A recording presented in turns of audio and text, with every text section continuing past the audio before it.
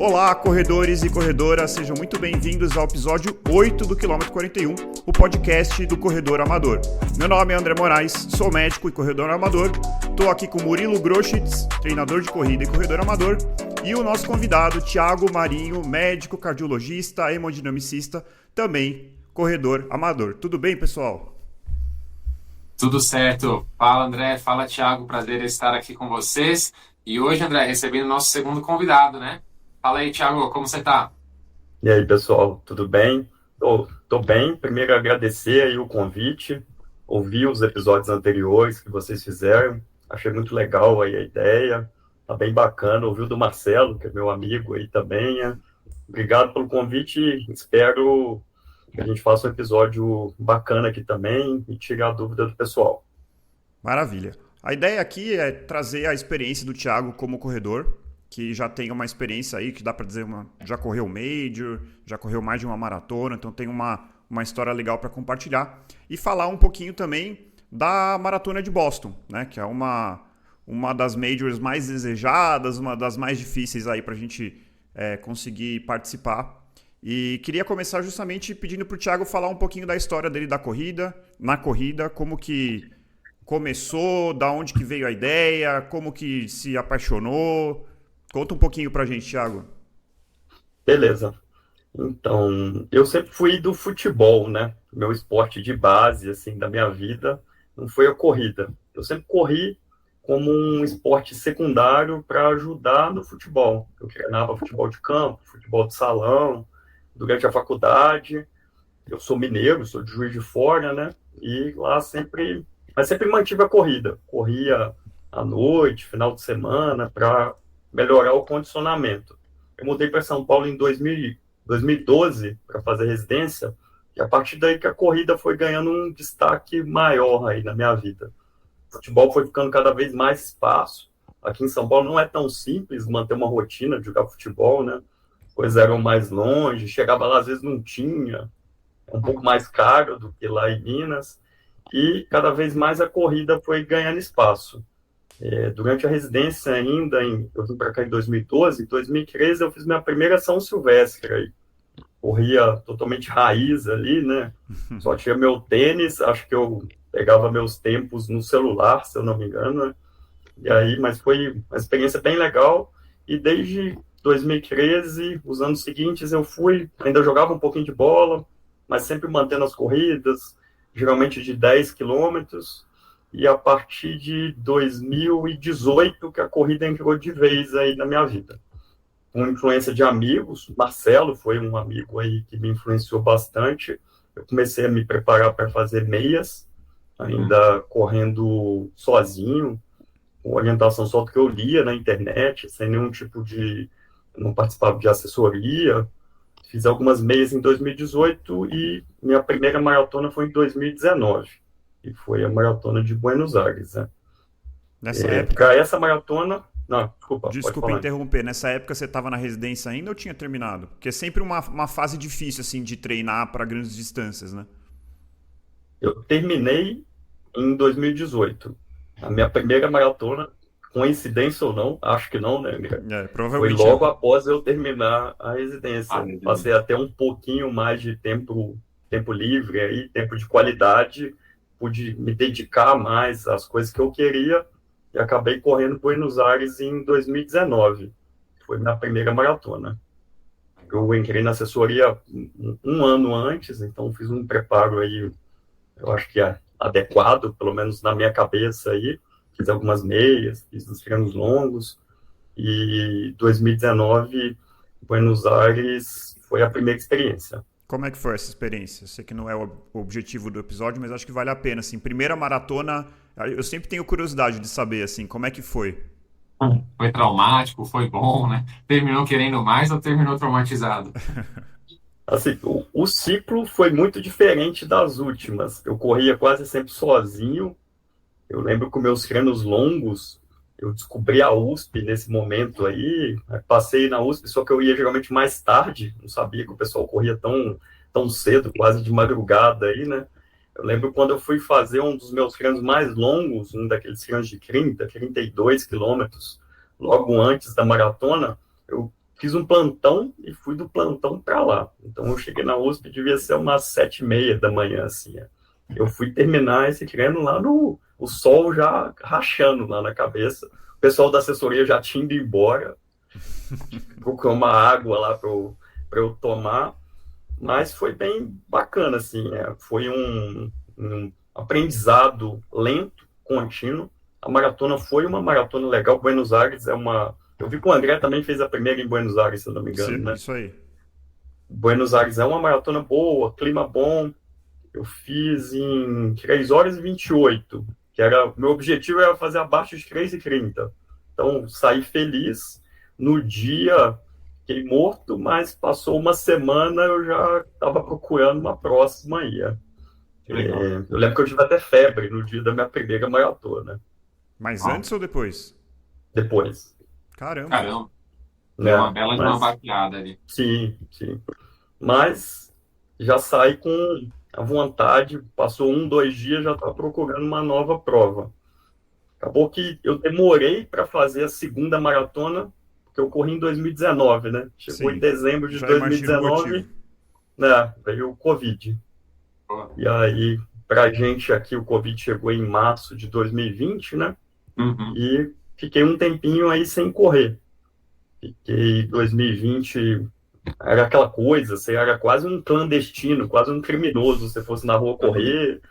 Aí tinha época que eu ia, colocava aquelas balaclava, parecia um bandido mesmo, né? Correndo com um pano no rosto ali, em Eu lembro, volta do Ibira, porque o Ibira tava fechado. eu lembro a primeira vez que eu fui correr durante a quarentena também, assim, levei alguns bons dias, semanas para tomar coragem para ir correr, assim, né, na rua, só fazer exercícios dentro de casa, e aí cometi o erro de colocar uma máscara de pano, e minha sudorese é muito intensa, né, e aquilo grudou na minha boca de um jeito que eu não conseguia respirar, e eu lembro que eu estava correndo, assim, era um dia de manhã, na Avenida Indianópolis, no bairro ali da São Judas, Saúde, vazia, avenida vazia, e eu tinha medo de tirar um pouquinho a máscara e respirar o ar puro, porque eu falei, meu Deus, acho que eu vou pegar a Covid aqui, não, deixa eu colocar de novo. E eu não tirava, assim, foi uma foi época uma coisa realmente bem maluca. uma época de muito medo, muito desconhecimento, né? Uhum. E aí, eu fiquei nesse treino irregular, 2020. 2021, eu cheguei a me inscrever para Berlim, só que ainda estava naquela época, não sabia se ia, acabei cancelando, não fui. Na verdade, eu cheguei a fazer a inscrição, mas não fui. Não sabia se ia conseguir viajar, os aeroportos estavam fechados, acabei não me planejando. Fui voltar a correr só em 2022, assim, uma prova, uma maratona, que aí foi Porto Alegre. A minha segunda maratona foi em junho de 2022. Já foi um momento a gente estava mais tranquilo quanto ao Covid, consegui fazer um ciclo melhor e aí corri Porto Alegre em 2022. Né? E foi em Porto Alegre que você conseguiu a tão sonhada classificação para Boston, é isso? Já fazendo o link. Isso. Como é que foi essa prova? Eu tive que... Foi uma prova... Os meses anteriores foram meses bons para mim, assim, em termos de trabalho. Eu estava com a rotina mais encaixada. Estava fazendo bastante fortalecimento também, acho que foi uma coisa importante aí para mim. Eu sempre tive essa ideia aí de correr Boston, tinha meio esse sonho. E só que era um gap grande aí, né? 3h28. Eu estava aí em 2022 com 37 anos. Eu teria que fazer no mínimo abaixo de 3h05, né? Baixar 23 minutos. Só que estava alguns meses já correndo, estava tudo encaixado, acabou que eu fiz 2h59 em Porto Alegre. 2h59,26, eu baixei quase 30 minutos aí. É espetacular. Tudo bem que foi 30 minutos com 3 anos de intervalo, né? Se tivesse não tido Covid, provavelmente ia ter sido uma coisa mais progressiva, né? Provavelmente eu ia ter feito 3h20, 3h10, nos anos seguintes até chegar em Porto Alegre. Né?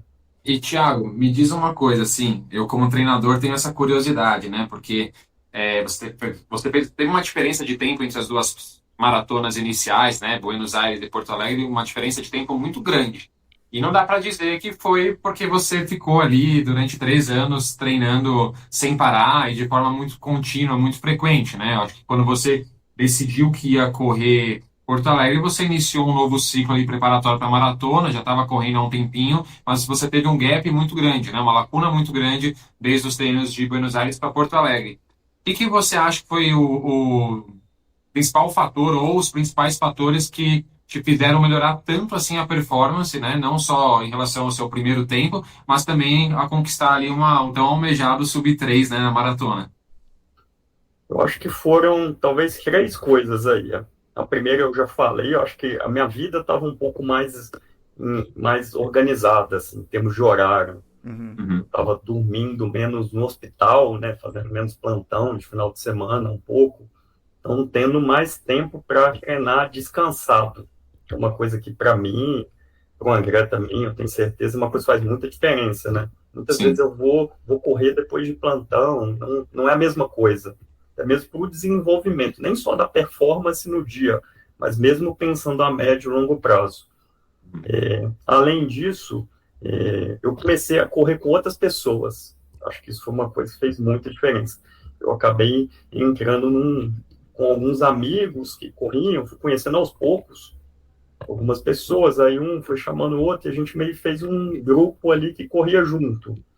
Isso eu legal. acho que fez muita diferença para mim, correr com amigos. Mudei meu horário de corrida, passei a correr aí, virei o pessoal das 5h30, 6 da manhã, correndo no parque. Isso facilitou muito. E o terceiro, eu fiz fortalecimento. Eu não era uma pessoa, nunca fui, até hoje não sou, é um dos meu calcanhar de Aquiles aí, talvez seja questão de musculação, fortalecimento eu faço, mas nessa época aí eu fiz bem regular, assim, eu acho que isso daí ajudou bastante. Acho que Que talvez legal. essas três coisas foram fundamentais. André, você Acabou de. combinou com ele essa resposta do treinamento de força? Eu ia falar isso, a gente acabou de gravar o último episódio sobre fortalecimento. Não foi liberado ainda, mas vai sair. E a gente estava falando justamente sobre fortalecimento e performance, que é uma das coisas que tem bastante evidência, assim, de dar um boost aí, uma melhora de até 5%. Isso é na média, né? Depende se é alguma pessoa que nunca fez, às vezes pode ser até mais, né? Então acho que deve ajudar bastante. Uhum. Eu achei muito interessante o que o Thiago falou também em relação à rotina mais encaixada, né, ao melhor descanso que ele teve no seu dia a dia, depois dos treinos. E é interessante, porque a gente já falou isso, né, André, em outros episódios sobre a importância da recuperação, a importância do sono. Com certeza o Thiago ali também dormindo menos no hospital, consequentemente teve uma alimentação melhor também, mais regrada, Ah, mais com certeza. balanceada.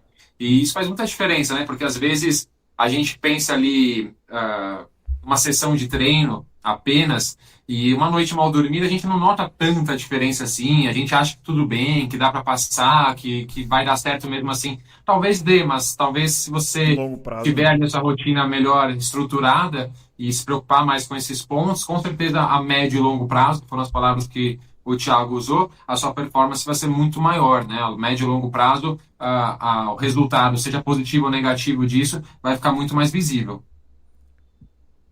É isso aí. Uma dica aí, André, que eu sigo antes da maratona um mês aí sem plantão, né? Acho Boa. que ajuda bastante. Ah, com Dormir em certeza. casa, né? Comer bem é É. fundamental, com certeza, Eu cara. já A diminui gente custa bastante. aprender isso, né? Eu já diminui bastante, mas ainda não zerei. Ainda, pelo menos um por semana eu ainda faço. Não tem Não, eu jeito. também faço. Quando vai chegando na prova, eu passo, dou um jeito ali, converso com um amigo para me cobrir, depois devolvo para ele. Ah, legal. Bom, fazendo então o link, como você se inscreveu, agora a gente já sabe. Se correu em Porto Alegre Sub 3, que para sua faixa etária te permitiu classificar ali por tempo para Boston. E assim, eu queria agora entrar mesmo no tema Boston, assim.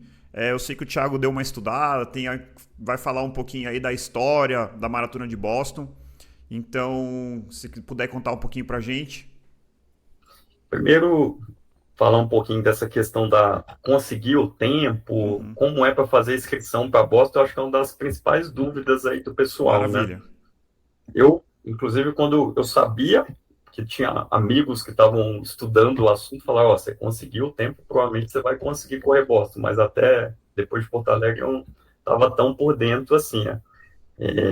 Até uns 10 anos atrás, para você correr Boston, você tinha que ter um tempo, que é o tempo classificatório, e aí, se você tinha aquele tempo classificatório, era meio quem era mais rápido para fazer a inscrição. O pessoal dormia ali, né? não era uma internet tão boa quanto antes, tu via ali no computador para fazer a inscrição logo. Mas aí, como a maratona foi ganhando cada vez mais projeção, mais fama, sendo uma maratona meio sonhada aí por muita gente, acho que desde 2011, se eu não me engano, eles criaram esse processo que é o atual. Você precisa ter um tempo que é definido por você ser homem ou mulher e pela sua idade, mínimo para você conseguir se inscrever para Boston. Isso porque se inscrever não quer dizer que necessariamente você vai conseguir correr. Hoje em dia, para homem entre 18 e 34 anos, é 3 horas. Na minha idade, no caso, 35 a 39, é 3 horas e 5 minutos. Mulheres, é 30 minutos a mais. Vai subindo, em geral, 5 minutos a cada 5 anos. Tem alguns saltos de 10, de 15, quando vai avançando mais. Mas não vou falar todos, nem sei também, né? Sei basicamente o meu, mas o pessoal depois consegue consultar isso. Mas você conseguiu, então, um tempo para você se inscrever para Boston. Uhum. Acontece que tem, além da classificação, tem um corte. O que é o corte? Eles pegam entre 35 e 39 anos masculino, que é o meu caso. Se passou o número de inscritos para o número de vagas naquele grupo, eles cortam os mais lentos. Isso daí acaba gerando um certo estresse aí, uma ansiedade, né? Você fez o tempo e você não sabe se vai conseguir ir para Boston ou não. Então Isso é daí interessante ter uma margem, né? Uns minutinhos a menos ali é interessante. Sempre foram uns minutinhos. Esse último ano agora foram vários minutos, né? Foi 5 minutos e alguns segundos o corte para 2024. Acabou sendo bastante. Foi o segundo maior corte da história de Boston, né? O maior corte tinha sido 2020, não teve a maratona por causa da Covid. Teve a maratona só virtual. Foi o único ano que não teve a maratona presencial. 2021, eles diminuíram para 20 mil vagas. Em geral, são 30 mil vagas. Então, isso acabou elevando o corte em 2021 para quase acho que são 7 ou 8 minutos. Entendi. Então, se você correu, a minha situação, 3 e 5, teve um corte de 5 minutos, você vai ter que ter corrido abaixo de 3. Então, é bom você ter essa gordura aí para você queimar. Todo ano muda. Esse ano foi um corte maior. Em geral, eram 2, 3 minutos. Isso tem teve piorado? 2 anos que não teve. Esse ano foi o pior. Se a gente considerar que o ano de 2021 não foi um ano igual aos demais, porque teve menos vagas, né? 20 mil contra 30 mil, esse foi um ano que teve o corte maior. Então, vamos ver qual vai ser o próximo capítulo aí, 2025. Se continuar assim, acredito que se continuar passando de 5 minutos o corte, se bobear, daqui a alguns anos eles vão aumentar o tempo, vai ser mais rápido, vai ser necessário você ser mais rápido para se classificar. Para evitar também cortar tanta gente, que gera uma frustração ali para a pessoa, né? Isso me deu uma curiosidade, Thiago, assim, que assim, a outra solução seria aumentar o número de participantes, assim. Agora, eu imagino que a organização talvez não tenha esse interesse, não sei, o que você acha que é uma questão de comportar mais corredores? Porque, sei lá, põe 40 mil, sei lá, sabe assim, na minha cabeça, né? Não sei se não é do interesse da cidade, o que você acha? Não sei se você tem essa resposta também. Assim, Boston é um pouco diferente comparando com as outras majors. É uma cidade menor, eu acho que é uma primeira coisa aí a ser pensada, né? Boston tem 600 mil habitantes, é do tamanho da minha cidade, de Juiz de Fora. A segunda major, que é numa cidade não tão populosa, acho que é Chicago, que é quase 4 milhões de habitantes. Isso daí já dificulta um pouquinho, eu acho. Por isso também Boston, hospedagem na época da maratona é super caro, eu acho que um pouco por isso. E Boston, acho que o segundo fator aí que talvez dificulte é a questão da largada não ser dentro de Boston, que é uma cidade com as ruas mais amplas. A largada é numa cidade pequena, meio no subúrbio assim mesmo, uma cidade bem pequenininha que é Hopkton. A cidade tem 15 mil habitantes, né? Para receber 30 mil pessoas, já é o dobro da população da cidade.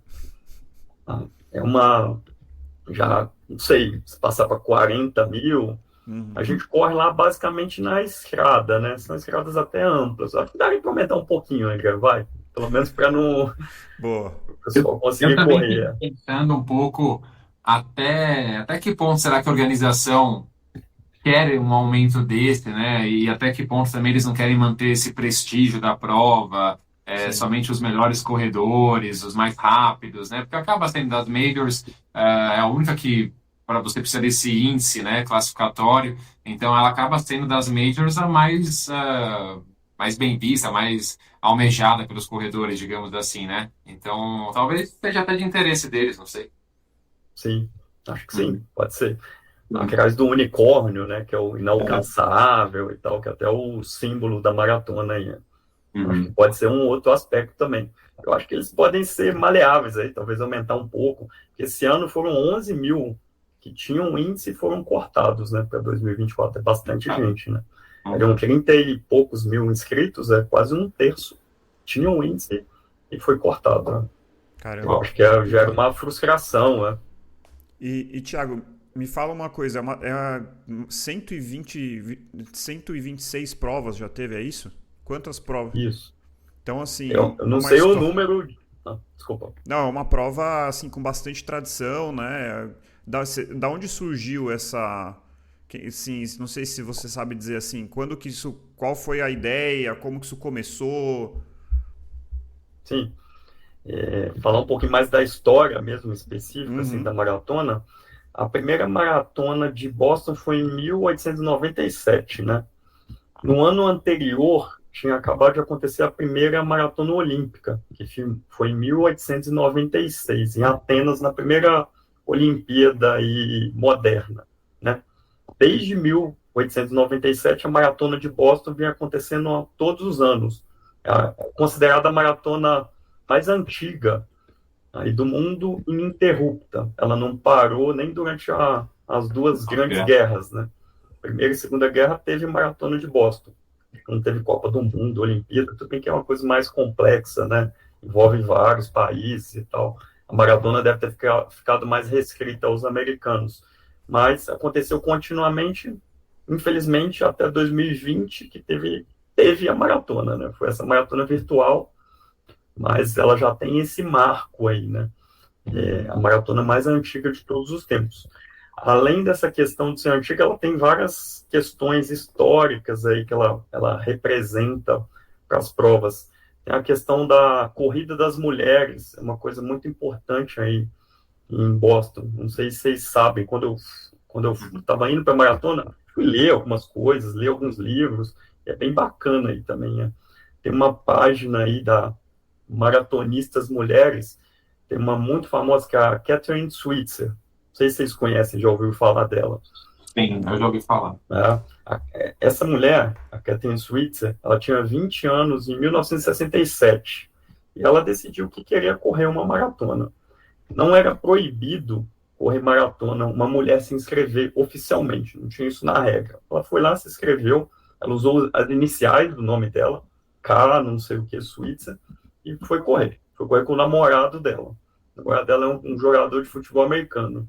Ela começou a correr, quando perceberam que tinha uma mulher, o pessoal começou a apontar para ela. O organizador da prova tentou tirar ela da prova. Ele entrou no Meu meio da Deus. corrida e tentou dar um empurrão nela. E Tem fotos tem clássicas, né? Tô foto. vendo, né? Então, isso daí é um dos marcos, é uma das fotos mais famosas aí da história da maratona. Por isso, tem 3 fotos. Tem uma foto dela correndo, o cara atrás dela, o cara tentando empurrar ela.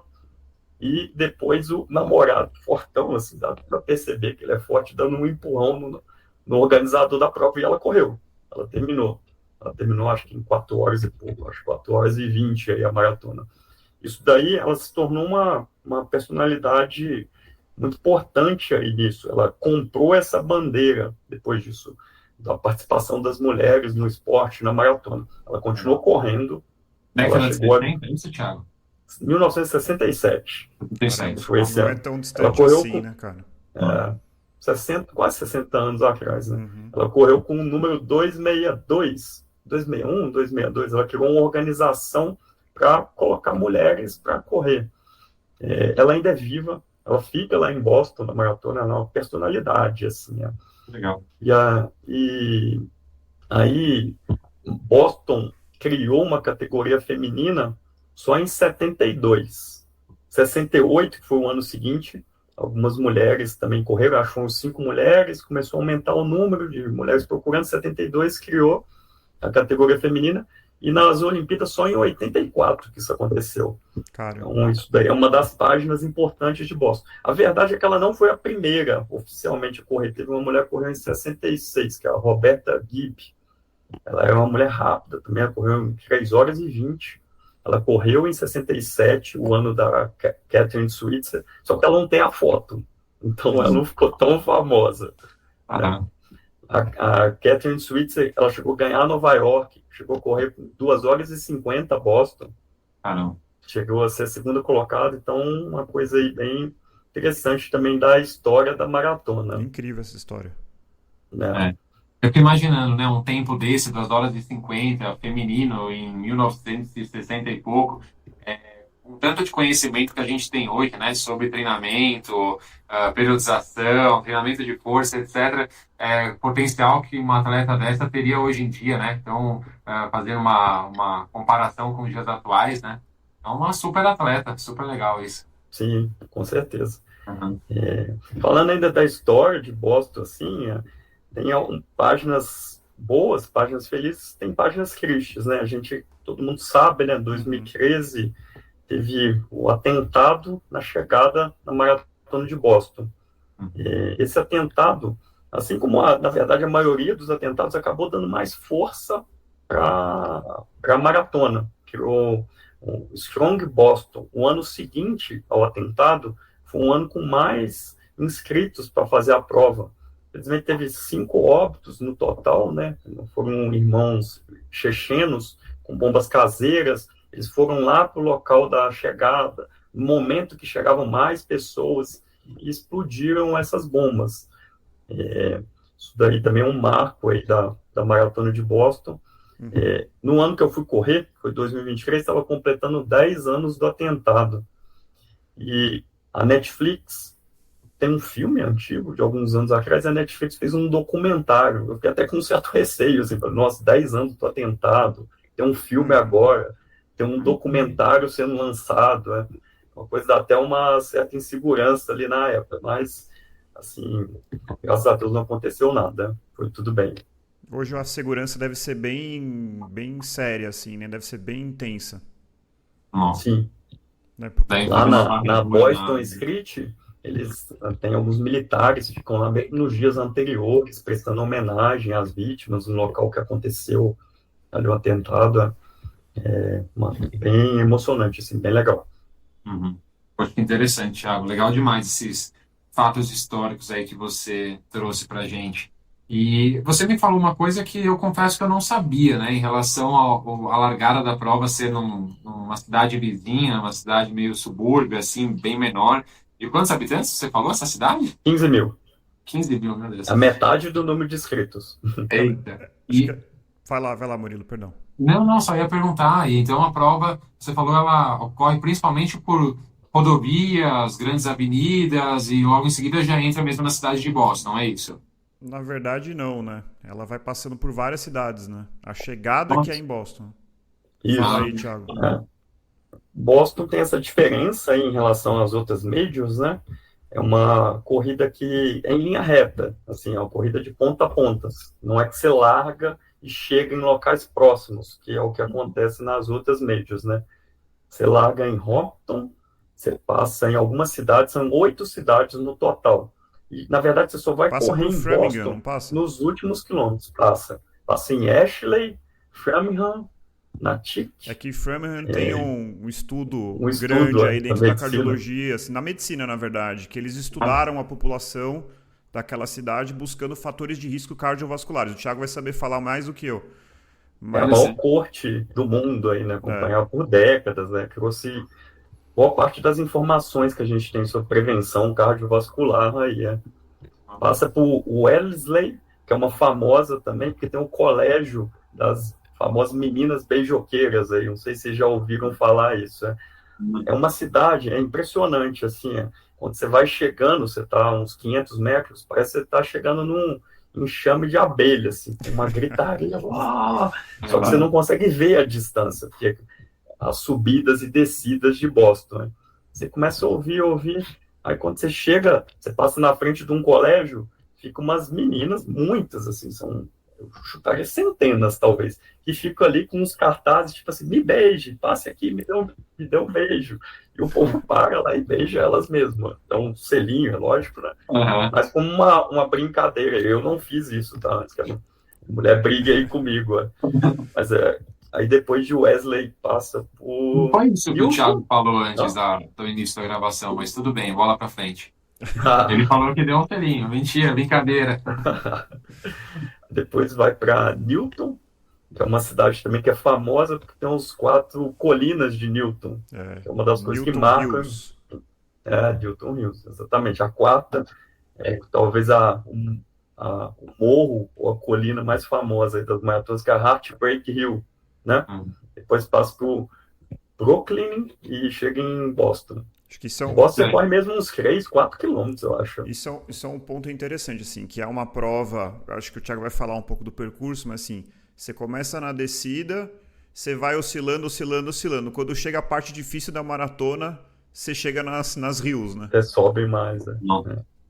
Acho que Quer que eu pegando... fale agora isso do Isso, trajeto? pegando esse gancho, assim, aí eu acho que é legal só falar também no detalhe dos ônibus escolares que te levam. Eu acho que pelo que você me falou, você não usou, né? Ou usou. Eu usei, mas usei menos, assim. A Explica pra gente como é largada, que essa funciona. cidade, né? A cidade da largada é 42 quilômetros de Boston, literalmente, assim, a distância de uma maratona. Então, se você está hospedado em Boston, tem um parque na cidade, lá tem centenas daqueles ônibus escolares tradicionais americanos, assim, amarelinhos, e você vai chegar lá de madrugada, no começo da manhã, a largada não é tão cedo, na verdade, a largada geralmente é 10 da manhã, e os ônibus vão te levar até a largada. E você vai correr da largada até Boston novamente. Eu fiquei num local mais próximo à largada, uma cidade próxima, chama Milford, eu acho que era uns 10 quilômetros da largada. Mas você não consegue chegar de carro até a largada mesmo. Então, eu parei no estacionamento pertinho e lá também tem ônibus para levar as pessoas que optam por fazer isso. Acabei indo com alguns amigos que já tinham ido e eles são mais experientes que eu, mais rápidos que eu, eles estavam muito com foco assim da corrida, então nem quiseram ficar necessariamente em Boston, a gente ficou numa cidadezinha mais próxima. Também tem a questão do valor, por ser uma cidade menor, uma cidade mais estudantil, assim, a hospedagem em Boston é uma das mais caras dos Estados Unidos, né? Porque nesse lugar que a gente ficou, um hotel ok, assim, mas um hotel menor, numa cidade menor foi bem mais barato. Falar especificamente do trajeto, eu sou uma pessoa meio descrente, assim, quando o pessoal é muito alarmista, fala, nossa, Boston sobe demais, desce demais, você tem que se preparar, fazer muito fortalecimento, fazer muita musculação. Eu sempre acho que o povo está exagerando um pouco para tudo, não só na corrida, assim, mas em Boston eu quebrei um pouco a cara nisso daí. Não foi um ciclo tão encaixado quanto Porto Alegre para mim em Boston.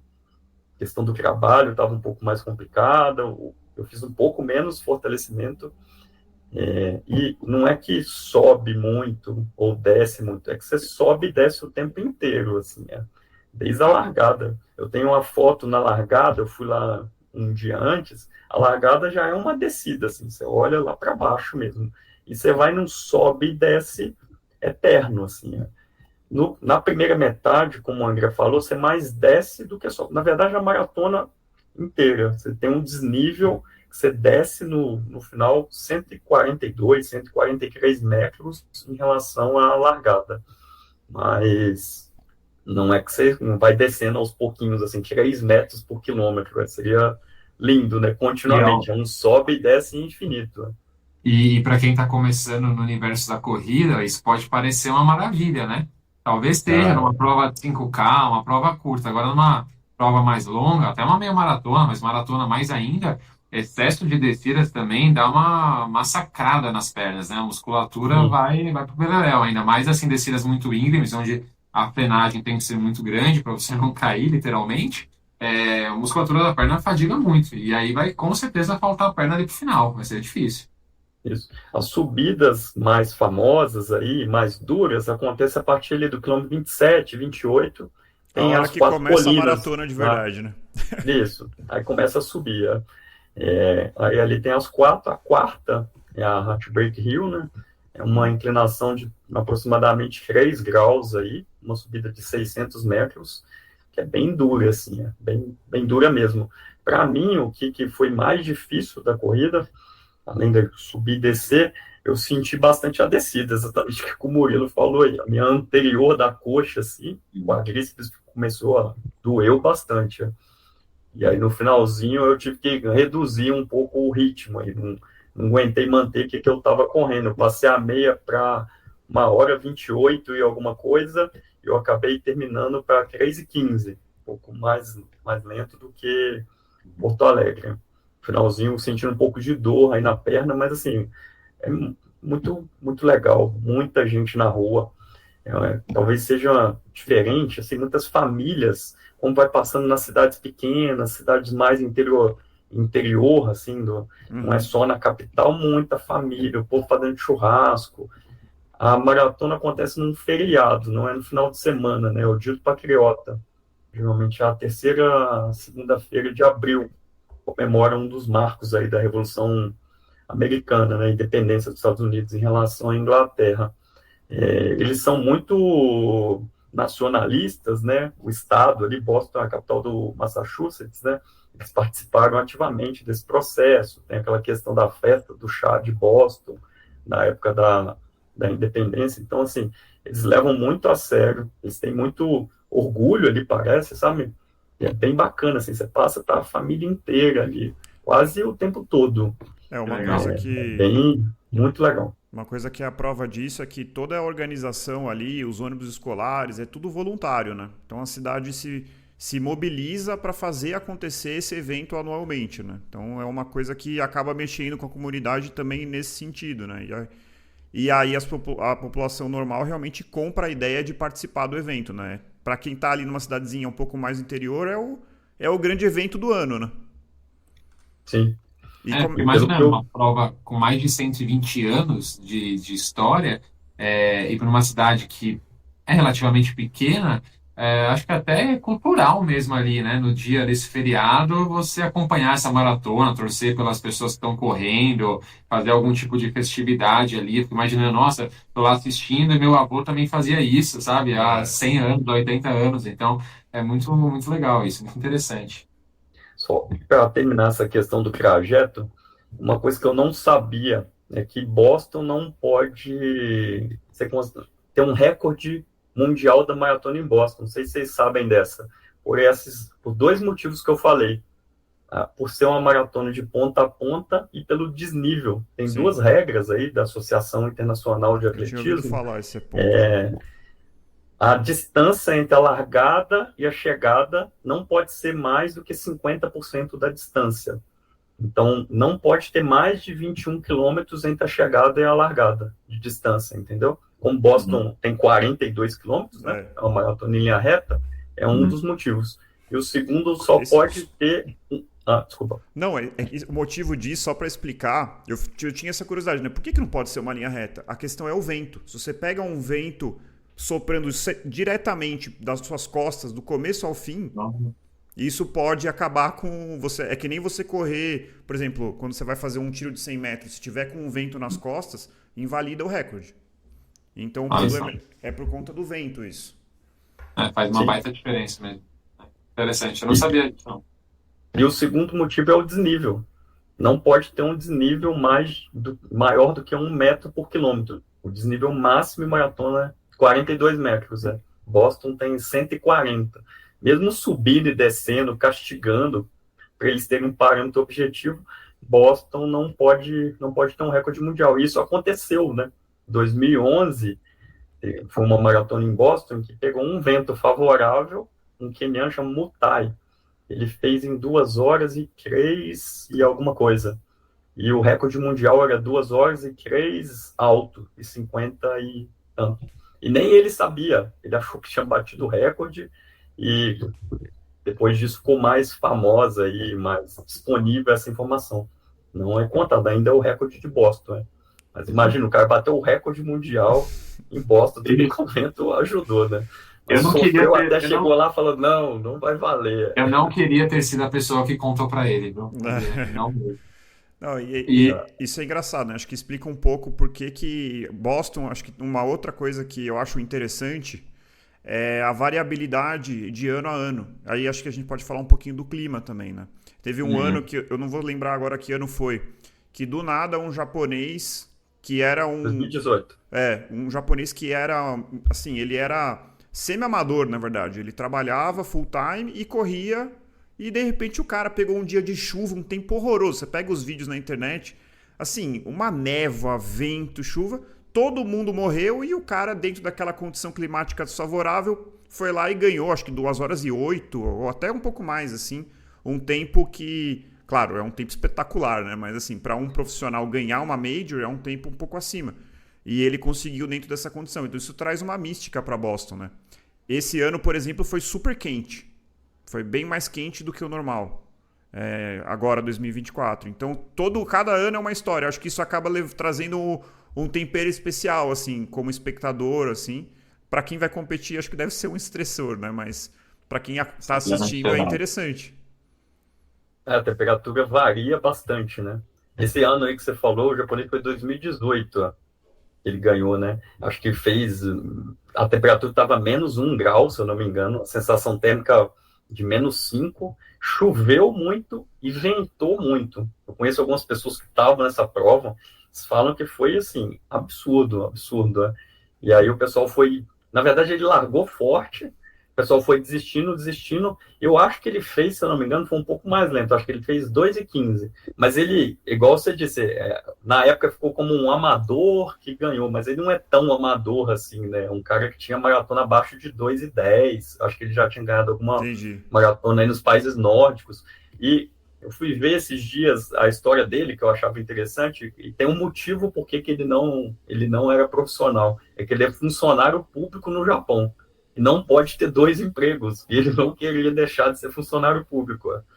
Então, por Entendi. isso que ele não aceitava aí ser patrocinado ou profissionalizar com a corrida, mas depois ele aceitou. É isso que eu ia Não falar. sei se ele ganhou mais alguma coisa, mas depois ele O virou que eu vi, eu, profissional, eu né? também fiquei curioso, fui ver, e depois que ele ganhou, ele profissionalizou. E o mais cruel da história é que nunca mais teve um resultado dessa magnitude. Não que ele não tenha corrido bem, mas assim, ele nunca mais teve um resultado dessa magnitude. E como é que foi o clima no dia que você correu, Thiago? Só pra gente. Ah, não. Quando eu fui, não tenho do que reclamar, assim, tava condições ideais. Eu acho que tava por volta. A largada tava bem frio. Eu fui de manguito, comprei uma dessas jaquetas, uma roupa meio de motoqueiro, assim, uma jaqueta, e fui até a largada. Lá tem um local para você se prezar e doar essas roupas, né? Acabou que eu corri de manguito, tá por volta, acho, de 8 a 10 graus, assim, que é e se uma manteve assim temperatura ao longo do excelente. percurso? Se manteve. Uma coisa engraçada, né, até nas minhas fotos, assim, eu olho, eu fico até com vergonha, é que o povo de lá mesmo, tudo correndo sem camisa e tal, e eu de manguito, né, com frio, né? Mas Ah, foi assim, não, uma cara. prova, meu ano foi excelente, ó, mas é de umas das variáveis aí mais importantes, né? Você tem que dar um pouquinho de sorte aí do clima também, né? Não, Ou a mas maratona muito fria ou muito quente dificulta bastante, né, a gente pro sabe. brasileiro é Thiago, brincadeira, né? Assim, pô, eu corri Buenos Aires, tava 11 graus. Cara, até o quilômetro 20, eu tava com frio. No final foi ótimo, mas assim, até o quilômetro 20 eu tava assim, não com frio tremendo, mas assim, eu tava. Eu não tinha suado ainda, entendeu? Depois que eu esquentei de fato, assim. Então, e pra quem treina Boston, que é uma major do primeiro semestre, você treinou no verão, né? A gente acabou falando da questão de Tóquio, que é a primeira de todas. Você treina no verãozão no Brasil e vai competir a 8 graus. É uma coisa que tem que prestar bastante atenção para não fazer besteira, né? sim. Com certeza. E, Thiago, conta pra gente. Você fez ao todo já 3 maratonas na sua vida, certo? Sim. Buenos Aires, Porto Alegre e Boston. É, pensando nas outras 2 maratonas, né, Buenos Aires e Porto Alegre, e pensando também naquilo que você já ouviu falar, já conversou com pessoas que fizeram as outras majors, você já falou uma série de questões, mas se você pudesse levantar alguns pontos que diferenciam a maratona de Boston das outras maratonas, principalmente das majors, assim, o que que você poderia dizer a respeito disso? Eu acho que primeiro essa questão da classificação para Boston, né? Tem toda uma mística aí, a gente vê que tem pessoas que ficam anos aí tentando tempo para conseguir se classificar para Boston, ou se inscrever. Eu acho que isso daí já, para mim, foi um dos fatores aí, um dos meus motivadores aí a correr e a tentar correr mais rápido, que era a primeira major aí que eu tinha na cabeça mesmo, se eu conseguisse, é lógico. Aham. Segundo, eu acho que essa questão de ser uma cidade menor, passar por cidades menores, ter toda essa questão histórica, cultural, é um pouco diferente. Uhum. Não, é lógico, são fatores diferentes, não desmerecendo as grandes cidades, né? Mas é uma energia um pouco diferente ali, né? Você corre, você sente uma sensação de pertencimento a essa história. As Uhum. pessoas lá valorizam muito isso. Não é que você está numa megalópole que vai ter, sei lá, 90% da a população da cidade não tem muito envolvimento com a corrida. A minha impressão ali é que Boston, acho que todas as pessoas da cidade estavam sabendo o que estava acontecendo. Bem bacana, assim. Eu sinto que eles têm um orgulho muito grande da prova, tanto as pessoas que moram em Boston, quanto as pessoas nas cidades menores, assim, a impressão que aquilo é um orgulho para eles, por tudo Legal. que eles já passaram, e como eu falei, eu acho que a questão do atentado lá de 2013 acabou, a ideia de quem faz isso é o contrário, né, acho que vai destruir, é lógico que é, é ruim a perda de vidas, mas ele sempre acaba aumentando a força do movimento, da maratona, e no caso o sentimento, assim, pela Uhum. corrida. Então acho que acaba não tendo o efeito esperado nesse sentido. Uhum. Mas eu acho que isso daí são diferenças assim, que eu consigo pensar. Legal. Sensacional. E assim, você já deu uma pincelada nisso, mas assim, a gente sempre gosta de falar aqui da parte um pouco mais objetiva, de quem está querendo escolher uma major ou de repente conseguir o índice, sobre o investimento que você vai ter que fazer ali, Sim, né? Você já falou da hospedagem, mas como é que é? Como é que é se organizar para ir participar da Maratona de Boston? sim. Todas as majors, acho que não tem nenhuma que é barata, né? Uhum, Em geral, eu infelizmente. fui ver objetivamente, não sei se vocês querem que eu fale objetivamente, eu fui olhar quanto eu paguei Eu mesmo, acho legal, se você pela não se passagem, pela incomodar, hospedagem, acho que é não, legal. não me incomoda.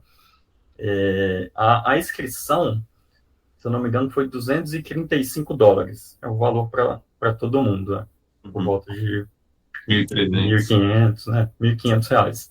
A Uhum. passagem eu comprei com bastante antecedência, foi por volta de R$ 3.500, Preço mas comprei bom. com bastante antecedência. A hospedagem em Boston é muito caro, assim. Eu estava olhando e estava com coisas absurdas. A gente pegou esse hotel na outra cidade, foi mil, eu dividi o quarto com um amigo que correu comigo. Uhum. Foi R$ 1.400 por pessoa. Foi muito menos. Em Boston era 5.000 para cima, assim. Caramba. Se você Quantos fizer dias as você contas ficou? na ponta do lápis, acabou que não ficou. É um valor importante, mas comparado com a média das corridas e do investimento para correr uma média, eu acho que foi não foi absolutamente caro em comparação, igual Uhum. estou dizendo. Tomar cuidado para falar, parecer que eu estou falando que é barato, não, eu acho bem caro, mas eu acho que a média das pessoas deve gastar mais de. Você ficou Tem quantos essa dias? conta aí oficialmente, né? Acho que R$ 10.000 aí, Eu uma imaginava uns média. 10 mil. E você ficou quantos dias lá? Eu fui na quinta noite Eu fui por Chicago, cheguei na sexta de manhã, cheguei, fui direto pro centro de Boston para feira, para pegar kit, essas coisas. Aí fiquei sábado, domingo, corri na segunda e voltei na terça. Ah, Isso, legal. né? E essa passagem, você falou que foi pro Chicago, você parou em Chicago, pegou outro avião e foi? Como é que foi, assim? Isso. Quantas horas de Não, viagem ao todo? a ida, eu não lembro exatamente o número de horas, mas foi escala de por volta de 2 horas em Chicago na ida e a volta, a escala foi em Washington, também 2 horas. Não foram escalas longas, não, né? Eu acho que a questão do hotel fez diferença pro valor para gente. Foi uma escolha nesse sentido, né? A gente passou os dias anteriores, sexta, ficou o dia em Boston e depois era quase 1 hora para chegar lá, né? Você sair da É, tem cidade, essa, pegar a estrada, Uhum. aí ir à noite para casa, comia lá próximo. Sábado a gente foi na cidade de novo, o pessoal correu aquela prova mais curta, se não me engano, Boston é de 8 quilômetros. Acho que é 5. Uma prova que tem no sábado, ou é 5? Acho que é 5K. Eu não corri, mas a gente ficou o dia, foi num jogo de basquete, tinha jogo um dos playoffs, é Boston Celtics e Atlanta Hawks, é no TD Espetacular. Garden. Eu adoro basquete, Não. Tem que aproveitar, foi pô. um sonho aí, eu já estava lá, né? Sim. E aí jantamos e fomos para casa. Domingo a gente ficou lá o dia inteiro, né? Aquela véspera Descansando. Correu e da prova, ficou. né?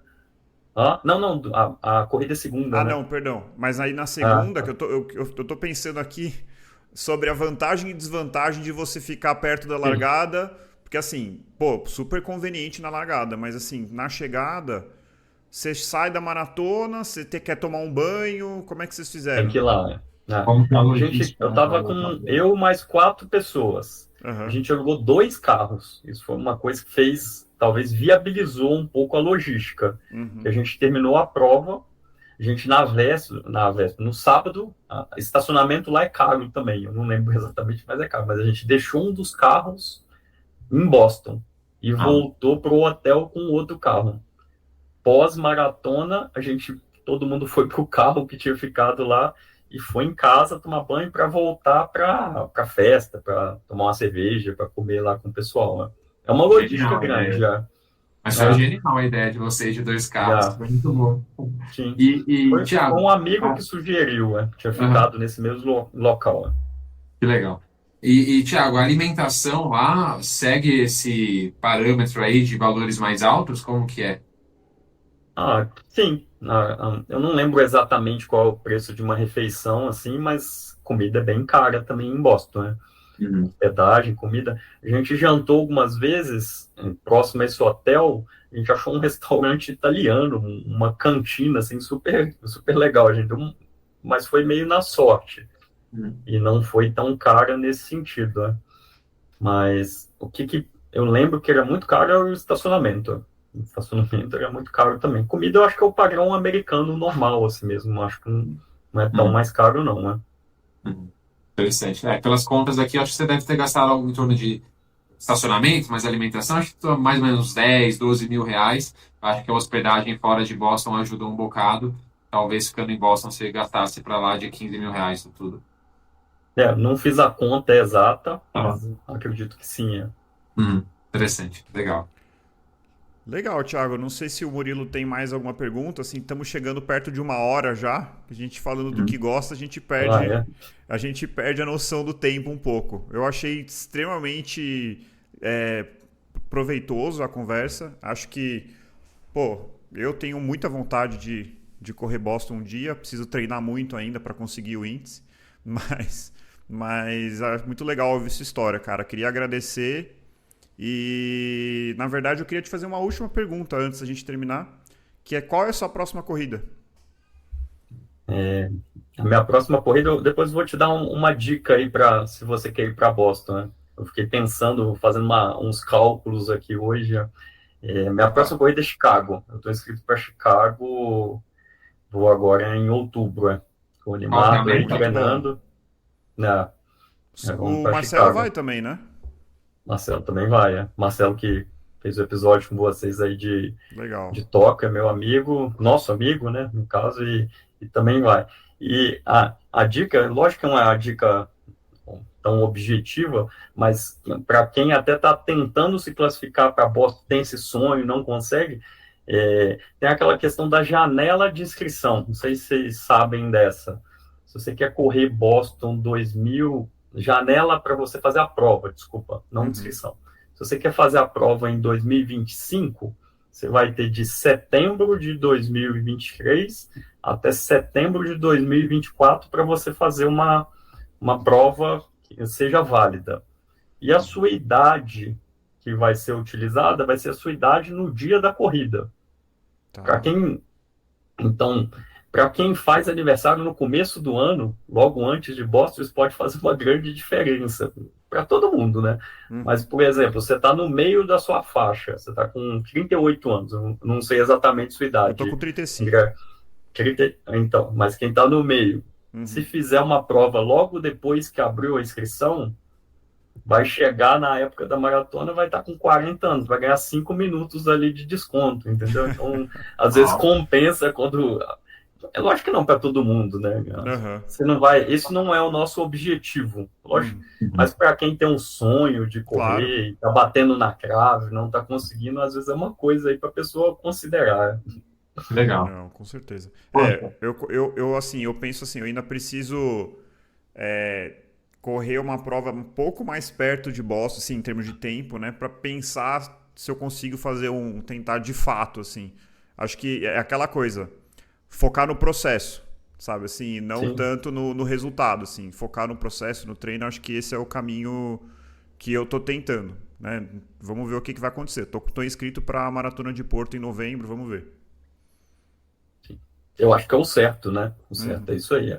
Lógico que a gente cria esses sonhos, sim. Mas o mais importante não é isso, né? O mais importante é o nosso dia a dia, aí, a disciplina, as coisas que vêm junto com a corrida, né?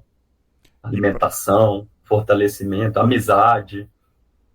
Não, com certeza. É isso aí, Thiago. Eu queria agradecer também pela sua participação. E eu, como treinador, assim, a minha luta constante, né, com os meus atletas, iniciantes, intermediários, avançados, é fazer com que eles tenham assiduidade aos treinos, sejam regrados em tudo que fazem ali secundário, né? Questão de alimentação, descanso, tudo que eles podem ali melhorar no seu dia a dia para melhorar a performance. E eu vejo na Maratona de Boston isso, assim, eu acho que as pessoas que estão ali não estão à toa, né? Ter um critério de tempo para você conseguir uma inscrição para essa prova mostra que são pessoas com uma disciplina ali quase que militar e quase que profissional, só que são pessoas que acabam têm vidas normais, são profissionais de outras áreas, como você, médico, e talvez isso que te diferencie talvez de um profissional, né? Então você não consegue ter a mesma dedicação que eles nos seus treinos, mas a sua disciplina e a sua assiduidade, frequência nos treinos, ela é muito semelhante. Então eu acho muito legal isso, porque são pessoas, entre aspas, mortais como nós, né? Mas que tem ali um foco muito grande, um objetivo muito bem claro. Eu acho isso muito legal, assim, é muito bacana. Tomara que todos os corredores se inspirem aí na sua história, de outros que já fizeram Boston, porque eu acho que é um target legal para se ter e ter como meta. Se a gente fizer 70%, 80% que um corredor de Boston faz, com certeza resultados muito bons já virão em qualquer prova que você vai fazer. Legal demais, isso aí. Beleza, Thiago. Bom, já estendo o convite para uma próxima aí, a gente pensa num novo tema, e aí quem sabe a gente faz depois que você e o Marcelo correrem em Chicago, a gente faz uma de vocês dois aqui ao mesmo tempo, acho que seria legal. Beleza? Só chamar, tamo aí. Maravilha. Obrigado, Thiago. Obrigado, Murilo. Obrigado, gente. Obrigado, Thiago. Obrigado, André. Valeu. Então é isso, corredores e corredoras, encontre o seu motivo para continuar correndo e nós nos encontramos no próximo quilômetro 41. Até lá!